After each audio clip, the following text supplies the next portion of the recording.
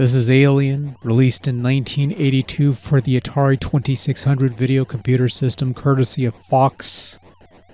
Yes, Fox made video games once upon a time, and I suppose one had to wonder, how do you turn one of the most influential and generational sci-fi horror films of all time into a video game for the Atari 2600? And the answer, of course, is you turn it into a Pac-Man clone. Because in space, no one can hear you scream, "Lawsuit." So you assume control of what I presume is supposed to be Ellen Ripley, the main protagonist, and your main goal is to collect all the alien eggs, also known as dots, in the maze while avoiding all the aliens roaming around the maze. Yeah, there's more than one alien in this Alien game based on the Alien movie that only had one alien. And this is what inspired James Cameron to make a sequel called Aliens, because there's more than one alien in that movie and nobody's going to care. Anyway, Alien is a Pac-Man clone that plays about as much as you would expect a Pac-Man clone to play. You pick up all the dots to clear the maze. Every so often an item will appear that you can pick up for bonus points. And there are also power pellet type items called pulsars that will turn the aliens blue and allow Ripley to eat them, because pulsars are so magical they'll make you easily digest corrosive acid blood. I don't remember that part from the movie. Maybe it's in the final cut version or something that nobody's ever going to see.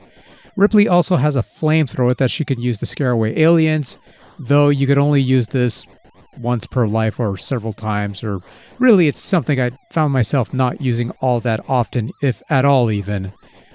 Once you clear the maze of dots, you'll enter a bonus round, a Frogger ripoff no less, where you have to get past all the roaming aliens to claim the prize above, but you only have a few seconds before the round is over and you're back on the Pac Stromos to do the Pac-Man thing again. Don't worry about not getting the item in time or getting touched by one of the aliens during this round. You move on to the next maze anyways, regardless of success or failure, without fear of penalty of loss or life, so it's no big deal. That's all Alien is. It's a Pac-Man clone you could play like any other Pac-Man clone, and it's actually one of the better contemporary Pac-Man clones on the VCS.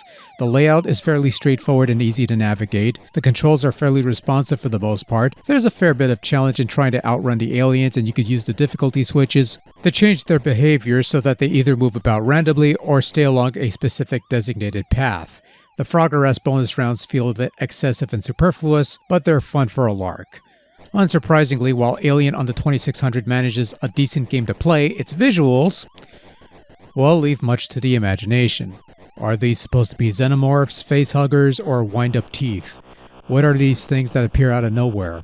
On the flip side, it's a clean-looking layout, sure, though there's a fair bit of flicker, but nothing too drastic. Sound is your fairly stock collection of Atari sound effects, not quite great, not quite bad, just kind of, sort of there. Not much else to say there.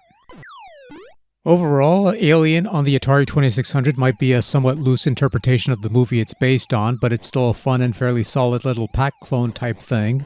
Simple, straightforward, somewhat hectic after a few rounds, but otherwise, fun for the whole family. I guess. I suppose.